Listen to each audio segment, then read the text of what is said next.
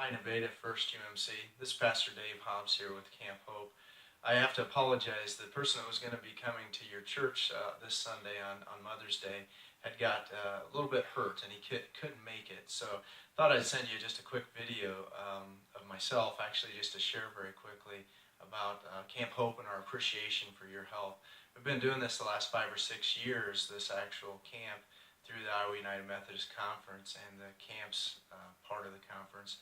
And it's been going really well. And we've had over 100 kids, actually 150 almost, that have gone through the camp over the years. It's impacted a lot of kids of all sorts of backgrounds and diversity.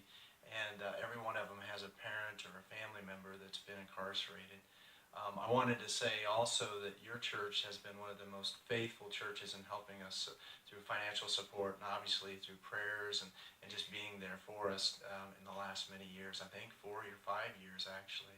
So we appreciate that. And I did want to share, I think one year you guys gave us, I think it was almost $1,800 to $2,000 of financial gifts. And that has been a big support to send kids to the camp because it costs $200 and some for each youth.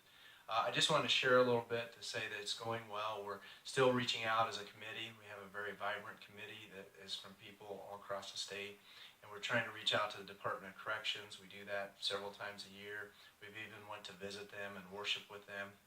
And also to work with Big Brothers and Big Sisters and other agencies. Some of them are called reentry programs for inmates or prisoners that have gone home to different communities. We try to work with them to get their kids involved with this camp.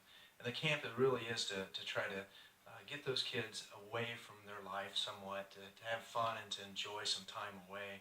They usually, due to financial reasons and family reasons, just can't get there. And this is an opportunity for them to do that. Our goal is to actually have eventually where we're at all 3 camps. Right now we're just Wesley Woods and Pictured Rocks. But the kids get to do high ropes. They last summer did caving at our Pictured Rocks camp, which they love to do. We do canoeing. We do just a lot of games and all sorts of activities, horseback riding, where they get the chance to do some things they've never done. And the most important part of that is just to know Jesus Christ. And so many kids are impacted with that. Just to share a quick story so you kind of get some ideas of some personal things. Let me just share the one thing that I remember last summer when I was at the Wesley Woods camp. There was several kids, and there was this younger boy, he's probably 12 or 13, that came, and he had a brother there too. And we were trying to talk one night in our devotional time, just what it is about praying, what's the different types of ways to pray, and what do you think God listens to or doesn't, and we were trying to share to him that God listens to all things. But as this one youth was visiting, he shared, he says, I'm trying to pray more and to do more of that. And he says, I'm being raised by my mom, and it's been really tough. She has 2 or 3 jobs. And he says, I pray that she can pay the rent and that she can help get the food that's needed for the home and for her brother. I think he had a sister. And then he said at the end, he says, I have to tell you this. He said, is it okay to pray for some shoes? He says, I love basketball, and I'm just starting that in the middle school that he was at.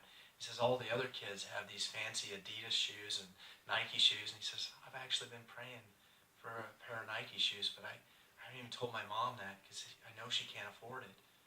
And he asked, is that okay? He says, I feel real bad about that. And we told him that that's okay. We think God would be okay with that. It's something that he knew he couldn't maybe afford, or his mom had so many other bills.